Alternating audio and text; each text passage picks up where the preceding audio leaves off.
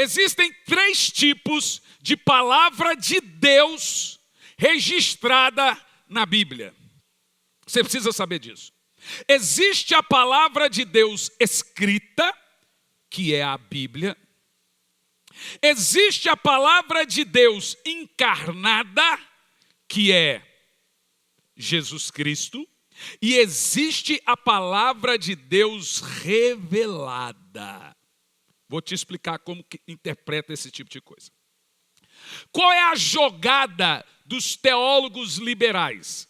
Você vai ouvir muitos deles dizendo o seguinte: que conversa é essa de Bíblia? Bíblia não é a palavra de Deus, não. A palavra de Deus é Jesus. A Bíblia contém erros, a Bíblia contém situações ali. Como é que Deus falando na Bíblia, se tem hora que até o diabo fala? Se tem hora que tem reis que morrem, cheios de pecados, falam. Isso é verdade. Mas olhe bem como nós devemos entender essa equação. Eu tenho um livro que é a biografia da minha vida. O livro é tão triste que eu contei para o carroceiro e o cavalo chorou. Imagina você que naquele livro que eu tenho lá, eu conto a história da minha mãe, conto a história do camarada que vendia droga e me espancou, conto falas que não são minhas. Mas se alguém pegar meu livro, que é meu, é livro do Hernani, tirar aquilo ali, falas que não são minhas, personagens que não sou eu, o livro vai deixar de ser meu. Porque fui eu que inspirei o livro. Pensa você que a Bíblia Sagrada é um livro da biografia de um ser poderoso. E como é uma biografia, aqui conta até os amigos e os inimigos de Deus. Aqui conta seus levantes, aqui conta como eles se colocaram contra Deus.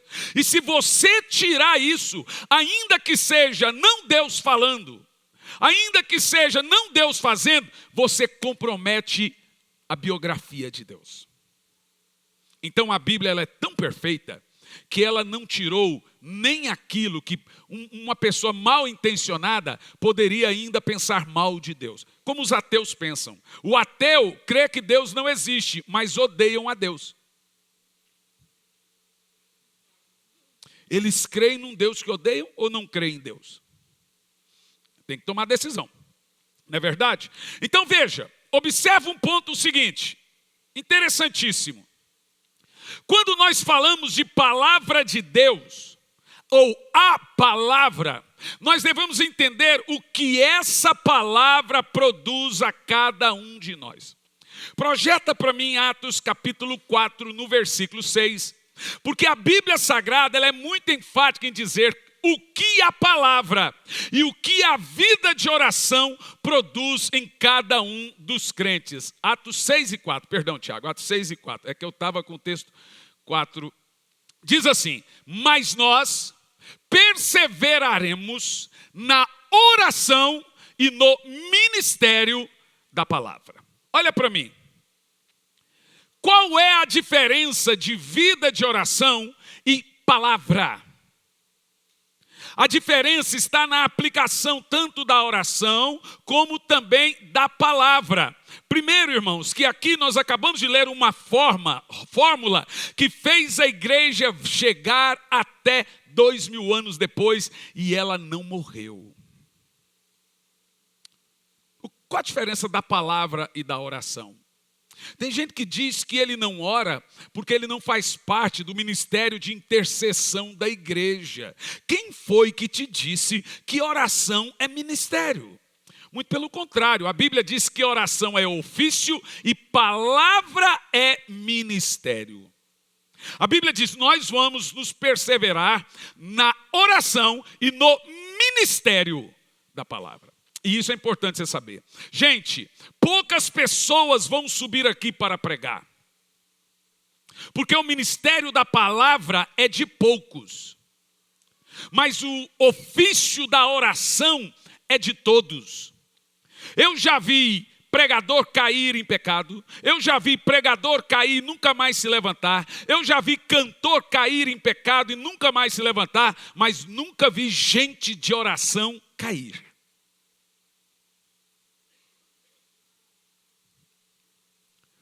O que a palavra faz? O que a oração faz? Presta atenção. Deus fez a palavra para mover o homem. E Deus fez a oração para mover a mão de Deus. O ministério da palavra é um ministério do tempo.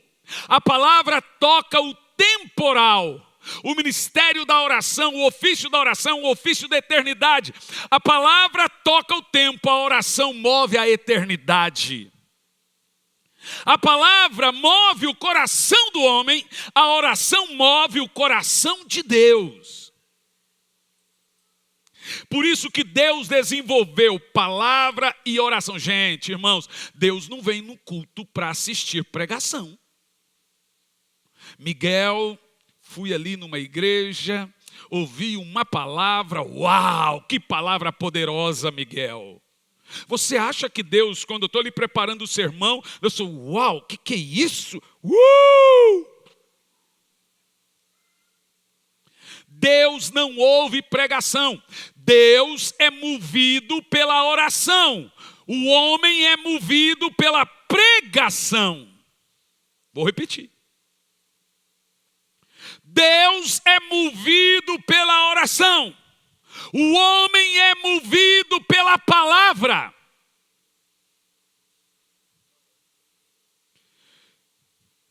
Projeta para mim Atos 10, 44. Olhe para mim.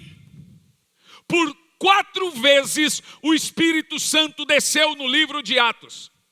Das 4 vezes que o Espírito Santo desceu, 3 vezes foi com o mesmo pregador, pregando o mesmo sermão. Pedro era um avivalista. O que diz o texto é que das 3 vezes que o Espírito Santo desceu com o apóstolo Pedro, o Espírito Santo desceu no meio da palavra. Olha o que diz o texto. E dizendo Pedro ainda essas palavras, caiu o Espírito Santo sobre todos que ouviam as músicas. É isso? Deus ama as músicas. Ele habita no meio dos louvores. Mas isso é dele. Mas é a palavra que ele usou para mudar sua vida. Olha o que diz o texto. O Espírito Santo caiu enquanto ouviam a palavra. Irmão, nós estamos na fase de descenso. Descenso da palavra. Estão diminuindo a palavra. No último culto que não devia ter falado essa parte, né? Depois faz um corte. Um culto aí que eu preguei, o pastor me passa o microfone perto das 10, quando dá 10 ele olha a polícia, que viaja comigo também junto com o Jean, fala, pastor, eu preciso que o pastor pare 10 horas, o que é que eu faço? Eu olhei para ele manda subir a banda. Quando o baterista bate na bateria, eu falei, para de bater isso aí que você está atrapalhando a palavra.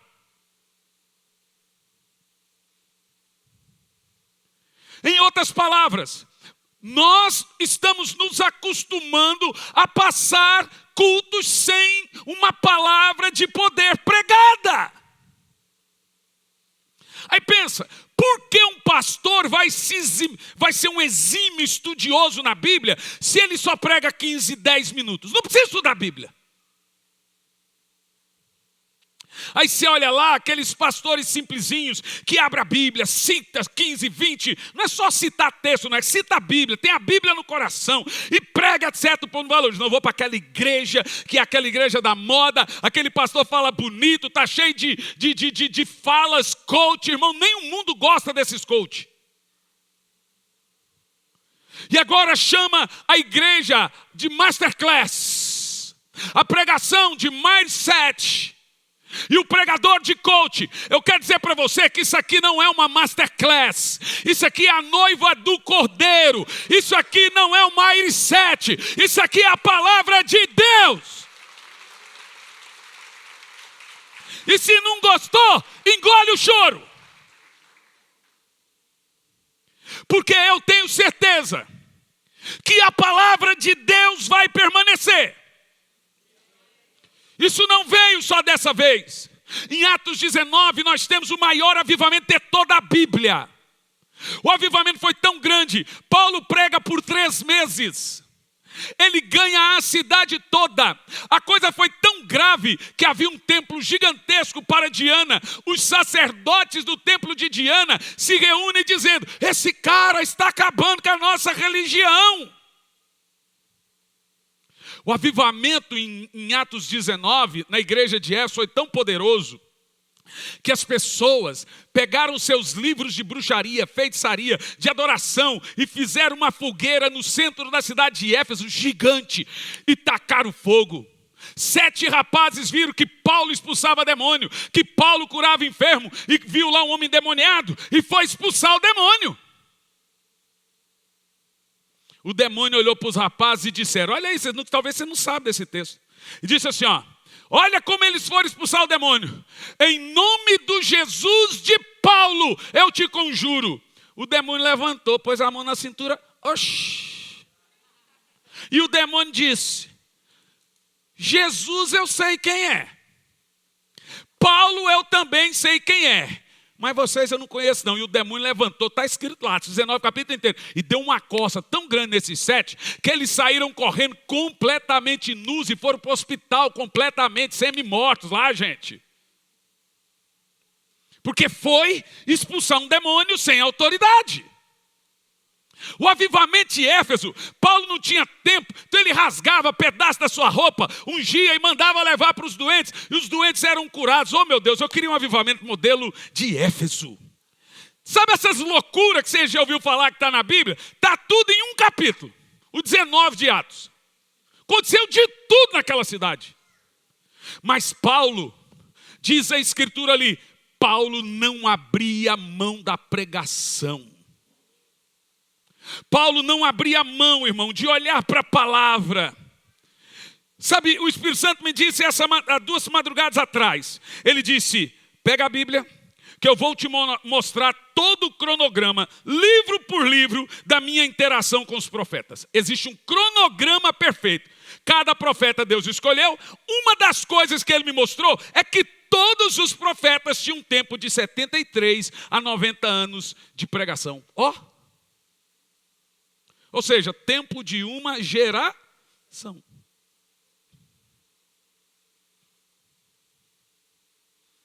Perguntaram a Moody: qual é o segredo de um avivamento numa igreja? Ele disse: põe fogo no púlpito. Põe fogo no pastor atrás do púlpito. Irmão, isso é uma anedota, tá? Antes você leve isso a sério. Isso é uma tipologia. Eu prefiro pôr fogo nos copastores. Tem um monte aí, ó. Põe fogo no púlpito e as cadeiras vão incendiar. O grande segredo para a palavra, você viu? As 3 vezes que Pedro pregou, o Espírito Santo desceu no meio da palavra. Você está pregando aqui, às vezes você acha que não está acontecendo nada, mas a palavra vai gerando vida em você. Ela vai te mudando, te transformando e fazendo coisas grandes na sua vida. No entanto, eu gostaria de deixar para você aqui hoje uma diferença poderosa que está na palavra para você usar no seu dia a dia, que é a palavra logos e a palavra rema. Então escute bem o que eu estou te falando.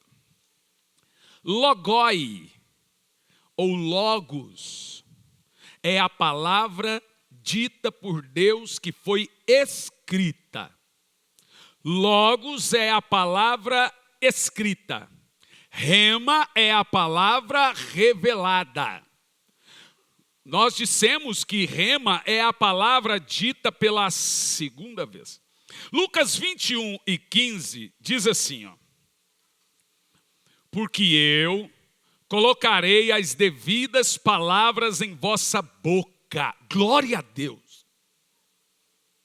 Você tem que orar como eu oro. Senhor, põe tua palavra na minha boca e põe fogo na minha palavra.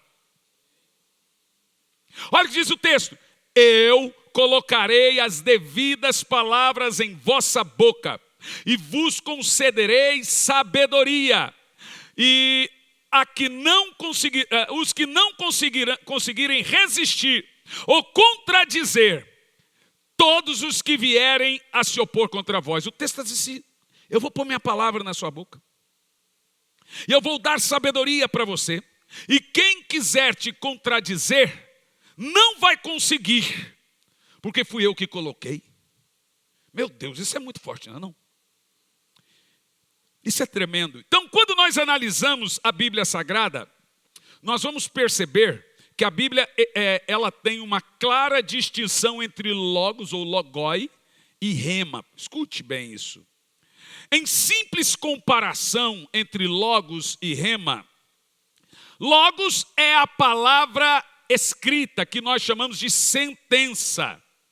Ela é imutável, é a ordem, é a Bíblia em sua totalidade. Ou seja, a logos não muda, é a palavra de Deus imutável. Vou te dar um exemplo.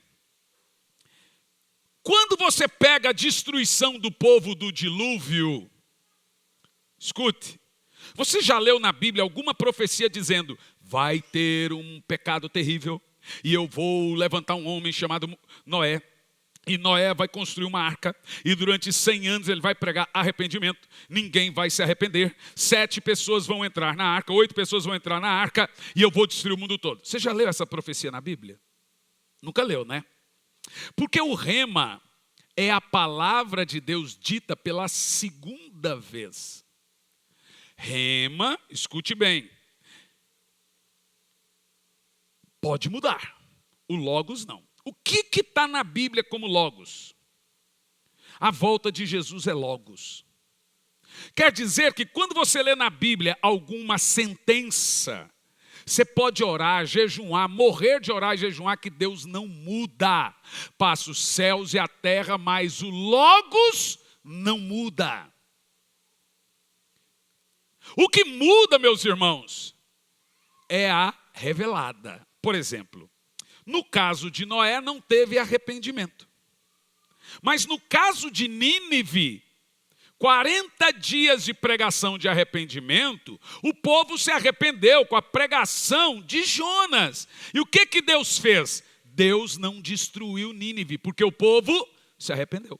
Então, o que nós temos nesses dois textos? Nós temos uma palavra revelada, quer dizer, Deus disse que ia destruir Nínive, não destruiu. Então, nós não temos uma sentença. Se Deus der uma sentença, acabou, irmão. Sentença é trono branco, é sentença.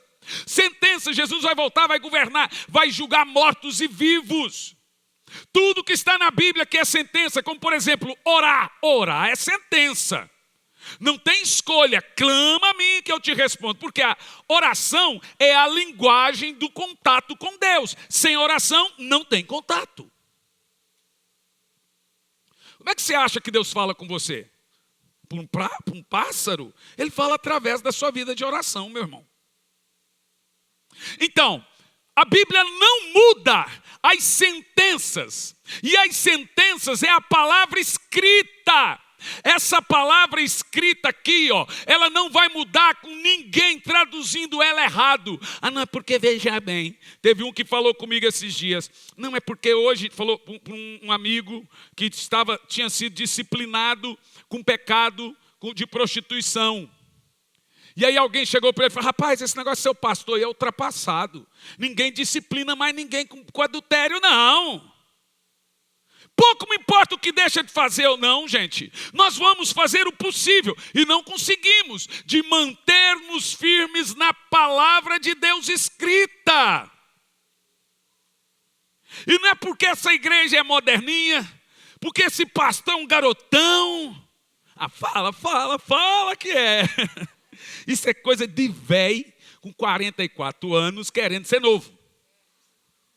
Mas veja, não é porque a gente faz uma coisa e é meio moderno que Deus vai agir. Não, irmão. Não pode. O que está escrito não tem como mudar. E isso é chamado de palavra escrita, logos ou logoi, que é a palavra escrita, sentenciada, imutável, ordem, é a Bíblia em toda a sua totalidade. É o que Jesus sempre... Mas pastor, quem determinou que a Bíblia é santa? Jesus. Jesus, por várias vezes, ele dizia: eu vos dou a minha palavra. Bendito todo aquele que guarda essa palavra. Foi Jesus que mencionou que o que está aqui é santo. Que isso aqui não contém a palavra de Deus, isso é toda a palavra de Deus. E isso não vai mudar. Eu sei que tem pregador que fica endemoniado, porque ele baseou a liderança da sua igreja em relativismo. Não, gente, aqui não é bem assim, vamos atualizar a Bíblia. A Bíblia é quadrada, vamos dar uma atualizada. Na época que eles escreveram isso, não tinha essas coisas. Lá os caras vão falar da questão de bebida na Bíblia. Tem gente que esquece que o apóstolo... Nem vou usar aquela parte citada de Jesus ter bebido biritinho ou não. Nem vou usar isso aí. O apóstolo Paulo diz: não vos embriagueis com vinho que leva à devassidão, mas vos embriagueis com o Espírito Santo. O que é mais interessante, você tem uma ordem positiva e uma negativa. A ordem negativa é não se embriague, a ordem positiva é se embriague. Tão grave quanto se embriagar com álcool é não se embriagar com o Espírito. Porque Jesus mandou, Paulo mandou você se embriagar do Espírito Santo. É grave. É grave. Nós temos que nos embriagar. Nós temos que entender, irmão, que a palavra de Deus não pode ser relativizada. Nenhum pastor tem o direito de aliviar. Tem gente, oh meu Deus do céu, isso está acontecendo? Não, acho que não. O povo está tão acostumado em ouvir mentira, que quando ouve a verdade, escandaliza. E vai por mim. Se você não topar o diabo quando você estiver indo, é porque você está andando lado a lado com ele.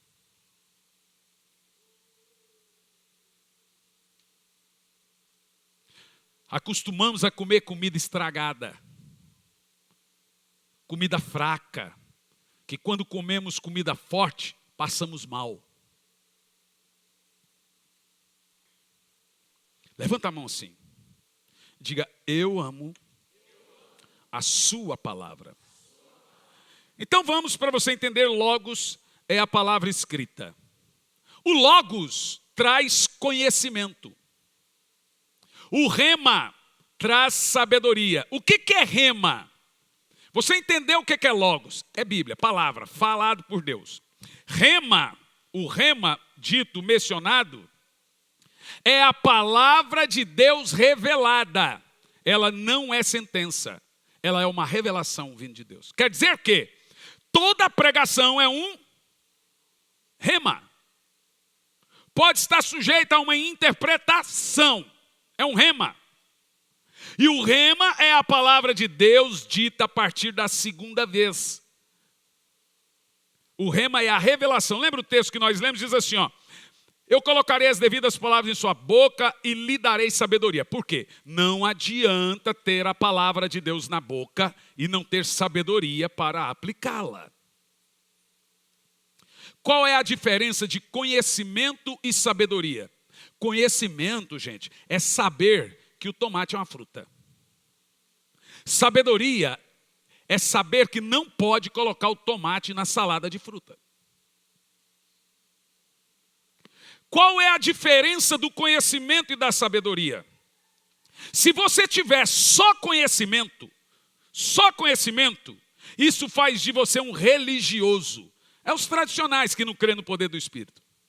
Se você tiver só sabedoria, que é a revelação, isso pode fazer de você um feiticeiro. Porque você não tem conhecimento, você vai aplicar as revelações, o poder e os dons sem conhecimento. Então, só o conhecimento faz de você um religioso, só a sabedoria faz de você um fanático. O que você tem que ter? Sabedoria e conhecimento. É o que Jesus diz aqui, ó: vou colocar minhas palavras na sua boca, palavra, e vou te dar sabedoria para pregá-la. Aleluia. O rema é diferente do logos. O logos é a palavra sentenciada, escrita. O rema é a palavra falada, dita, revelada. O que eu estou falando aqui agora é um rema. Eu citei a Bíblia, falei o logos, mas eu estou pregando um rema, uma revelação, uma palavra revelada para você. Então, o rema é a palavra de Deus revelada, é o segredo oculto. Ele pode vir em forma da aplicação do logos, que é em forma da palavra pregada, ou ele pode vir através de uma palavra profética. O rema é a palavra que estava escondida, é a palavra inaudível, é o inesperado. Infelizmente, é por causa do rema, o rema bem aplicado é uma bênção, que tem um monte de falso profeta aí em nome desse rema. Infelizmente. Mas, escute, o logos, a palavra escrita, traz conhecimento. O rema traz sabedoria, que é o que Jesus nos ensinou. O logos traz conhecimento. Por que você vê os tradicionais que não operam no poder? Porque eles têm tudo da letra, mas a letra por si só mata, e eles não têm o rema, porque não creem. Logos é a palavra de Deus dita só uma vez. Deus dizendo, falando, não precisa repetir. Vou te dar uma dica, irmão. Não pergunte coisas a Deus. Deus odeia perguntas. Ele quer que você confie. Você pode perguntar para mim, o homem é falho, o homem é cheio de coisas. Você, com liderança, mas creia cegamente em Deus. Em Deus, não disse em homens. Jó fez uma pergunta para Deus. E Deus respondeu a Jó com 70 perguntas. E disse: onde é que você estava quando eu fiz os 7 estrelas? Onde você estava que eu fiz o Leviatã? Onde você estava que eu construí o mar? Onde você estava que eu delimitei o caminho do mar com a praia? Você percebe que as águas do mar não invadem, apesar de serem mais altas? Onde você estava quando eu fiz as planícies? Onde você estava quando eu fiz isso? 70 perguntas, Jó já estava coçando a cabeça. E aí, Jó, sabe como é que Deus parou? Porque Deus ia continuar. Foi 70 perguntas. Jó falou: Senhor, bem sei que tudo podes, e que nenhum de seus planos podem ser mudados. Jó estava dizendo, na linguagem de hoje do pastor Hernando Santos, não devia ter perguntado. Irmão, toda vez que eu fui insistir em fazer pergunta a Deus, eu me dei mal. Ele tinha a resposta na ponta da língua para me dar, e demorou 5, 6 anos. Confie, todas as respostas virão sem que você pergunte. Creia. E essa crença, é isso que você precisa entender. Porque o rema é a palavra de Deus dita muitas vezes através de seus servos, profetas, pregações. É rema. Quem está sentindo que tem um rema aqui hoje? Sabe o que é rema? É quando Deus vai pegando porções da sua palavra e liberando sobre nós. Eu estou aqui para declarar que você vai viver dias poderosos, cheios do Espírito Santo esse ano. Eu estou aqui para declarar que nós vamos, em nome de Jesus, lhe ajudar a ganhar seus familiares para Jesus. Eu estou aqui para declarar que este é um ano cheio de poder, cheio de unção, cheio de visitações da parte do Senhor. Quem recebe isso aí, diga amém e aplauda Ele.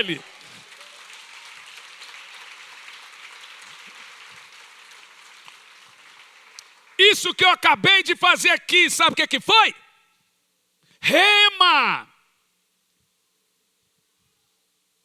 Isso aqui, é palavra rema. Por isso que na palavra não pode ficar andando para lá, para cá, conversando, que se Deus libera um rema, que era para mim, perdi.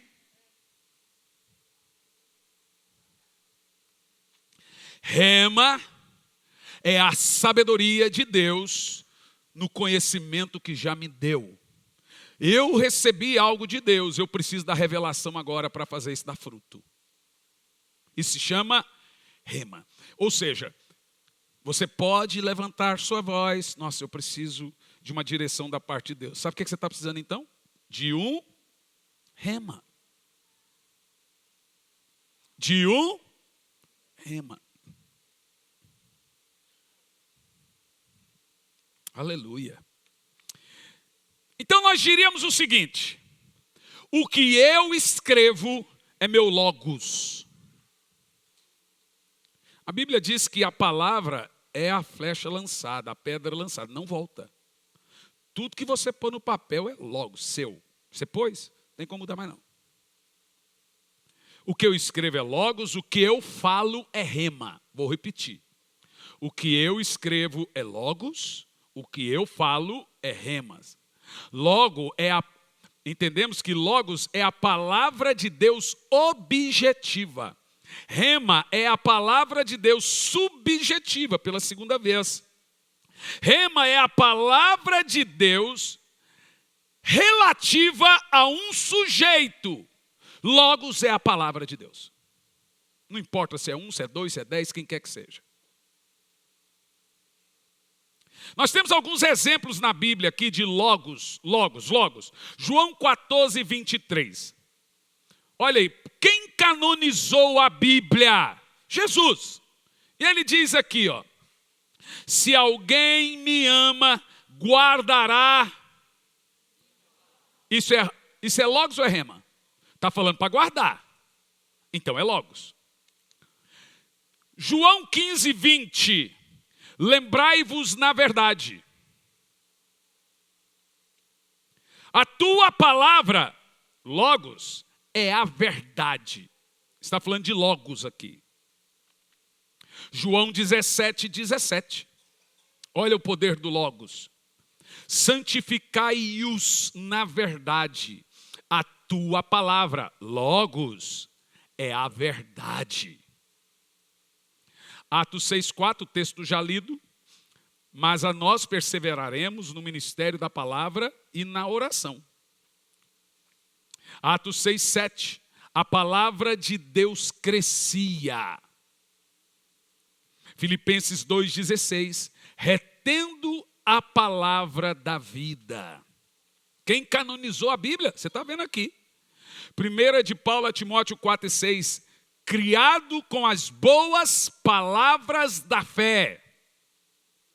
2 Timóteo 2,15.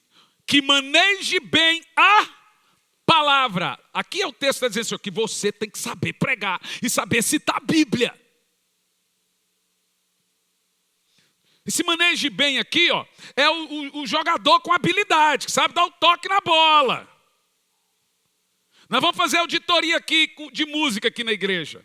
E eu já falei para o Gil, qual é o segredo, pastor, para saber se canta bem? Tem que dividir voz. Porque aí você não precisa nem terminar a audição. Isso aí significa para a gente que vem da música, irmão, eu fui produtor de voz, acho que de uns 6, 7 cantores no Brasil. Abandonei esse mundo do crime, porque irrita a gente. Só não me irritou produzir meu filho. Ele é talentoso. Mas escute. Olha o que diz aqui, ó, que o pregador tem que ter habilidade com a Bíblia. Pelo amor de Deus. Eu vejo um santo Deus. Só porque fala bem está pensando que é pregador. Qual é a habilidade do pregador? É a palavra. Qual é a habilidade do jogador? É a bola, é os pés. Maradona com a mão também. Cada um tem sua habilidade. O pregador, a sua habilidade é a palavra. Silas Malafaia foi pregar no nosso congresso em Ponta Grossa. Tinha 7.000 pessoas. O homem começou a pregar. Alguém estava lá? Gente do céu, fiquei chocado. Por isso que ele não tem cabelo. Aquilo frita o cérebro. 10% foi conteúdo. 90% foi Bíblia do início ao fim. Citou a... Falei, credo. A ler um texto, e ele não citou um versículozinho não, ele citava o capítulo inteiro na cabeça. Esse tem habilidade. Pelo amor de Deus, irmãos. Paulo diz assim, ó, que maneje bem aqui essa palavra. tenha habilidade, pregador. Volta isso aqui, ó. Sabe por que não estão?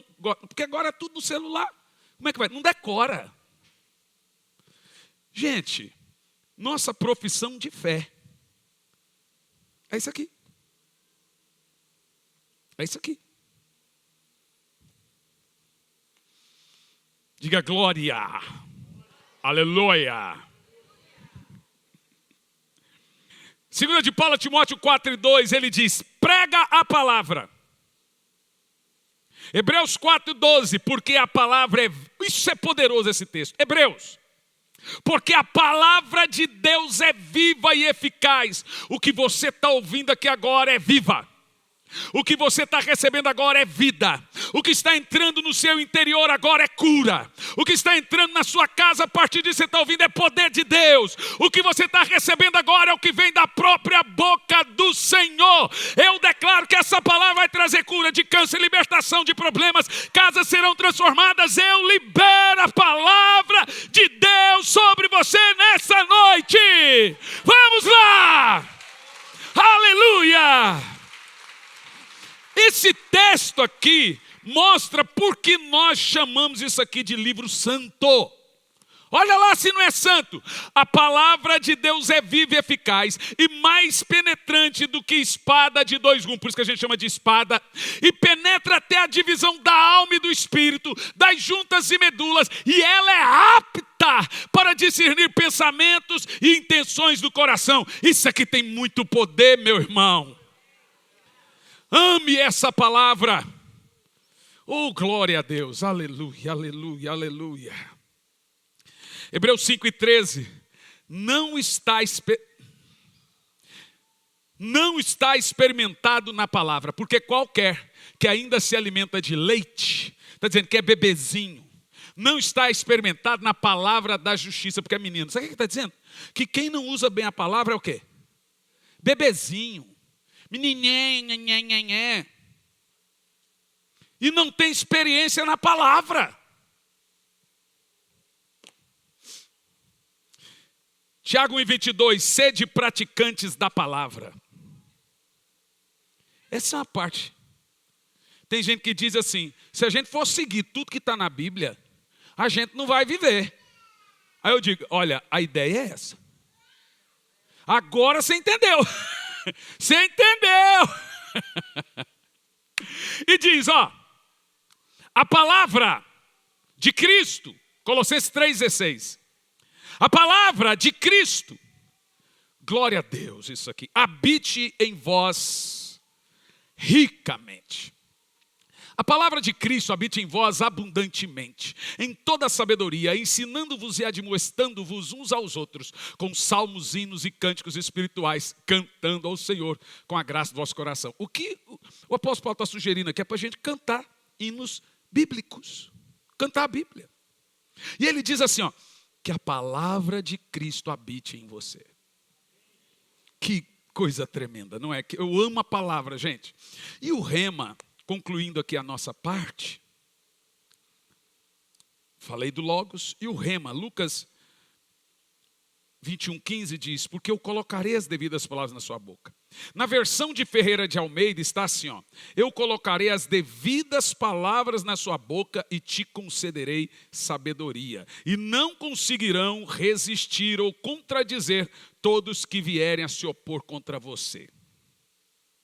Um exemplo de rema está em Ezequiel 37, verso 3 em diante, quando o Senhor disse, filho do homem, profetiza sobre os ossos secos e ordene que esses ossos criem carne e viva. Olha aí, ó, isso é palavra profética.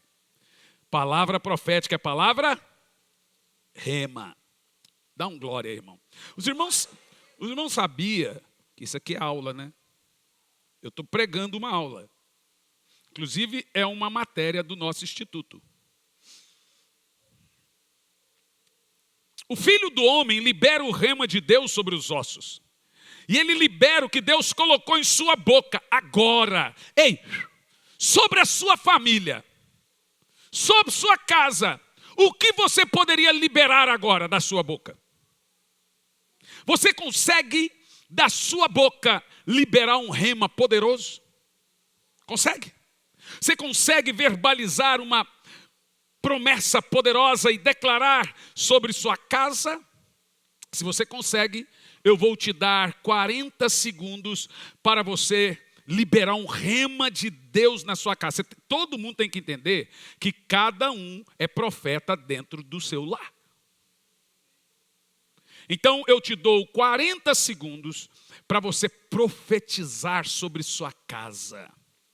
Profetizar sobre seu lar. Vamos lá, 40 segundos. Libera a palavra, irmão. Vamos lá. Filho do homem, libera a palavra. Isso.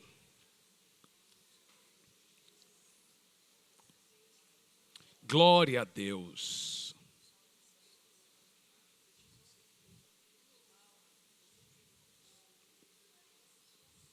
Aleluia. Aleluia. Aleluia. Amém. É assim que você tem que fazer todo dia. Não é só aqui. Você é profeta no seu lar. Quando Maria recebeu a visita do anjo em Lucas 1,38, ela recebeu o rema de Deus. Agora, algo importante que não pode deixar de ser dito. Todo rema está sujeito ao Logos. Você não pode sair por aí profetizando sem ser balizado pela a palavra escrita. Não é porque Deus falou isso. Vamos examinar se essa profecia sua aqui pode se encaixar aqui. Não precisa. O que é isso, irmão? A gente abre Bíblia para tudo. Como é que conversa essa? Não precisa abrir Bíblia. Se o rema é revelação, ou até mesmo um rema em sonho, em profecia. Irmão, deixa eu te falar uma coisa sobre sonho. Não existe sonho sentenças. Até na Bíblia, a maioria dos sonhos eram uma revelação. Eles podem virar uma sentença. Mas quando Deus te mostra, é para você orar. Na maioria das vezes, quando você sonha algo terrível, coitado do pastor. O pastor, todo mundo na igreja sonha que vai ver cobra, vê tudo, vê não sei o quê, vê o filho. Todo dia eu ouço um sonho assim. Porque acaba que a família pastoral representa no reino espiritual todas as demais famílias. Então o que a gente faz? A gente aprendeu que quando Deus mostra alguma coisa sobre uma pessoa, quando acontece com outra. Então o que a gente faz? A gente aprendeu a orar. Sonhou? Não é sentença. Põe debaixo de oração, isso muda. Tá? Bom, por quê, gente? Porque rema nenhum pode anular logos. Nenhuma profecia, nenhuma revelação, nenhum sonho pode sobrepor diante daquilo que está escrito aqui. Então, o rema é sujeito ao logos.